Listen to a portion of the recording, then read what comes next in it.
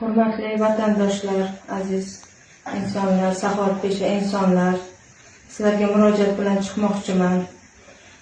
Murojaat qilishimdan maqsad xo'jayinim Safarov Murodulla mana necha yillardan beri jigar sirroz kasalligi bilan kurashib kelmoqdalar. Uzoq yillardan beri bansalarga davolanadilar. Hozirda juda ahvollari og'irlashib qoldi. Ichki qon ketish bo'lyapti. Oldin har 3 oyda bansaga yozsalar, hozir 2 oyda, 1 oyda tez ichki qon ketish bilan qon qusib, mana shu tashxis bilan bansaga yotibdilar.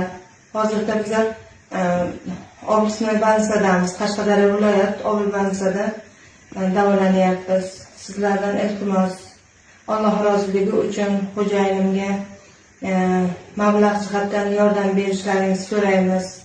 Agar mablag' jihatdan yordam berishga imkoniyatlaring bo'lmasa, mana shu videoni saxovatpesha insonlarga tarqatishlaringni, shu orqali saxovat qilmoqchi bo'lgan insonlarga shu murojaatimiz yetib borsin. Iltimos, bitta oila boshlig'ini oyoqqa turishi uchun, sog'ayishi uchun, mana shu jigar plantatsiyasini amalga oshirib, jigar almashtirishni amalga oshirsak, shu xo'jayinim sog'liklari uchun sizlardan iltimos, Alloh roziligi uchun yordam beringlar.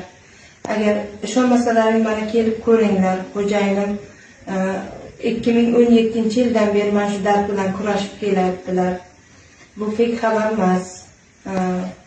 Murojaat uchun telefon nomerimni ham qo'yaman. Kerak bo'lsa 95lik 474 81 86 xohlasalar telefon qilib so'ranglar. Bu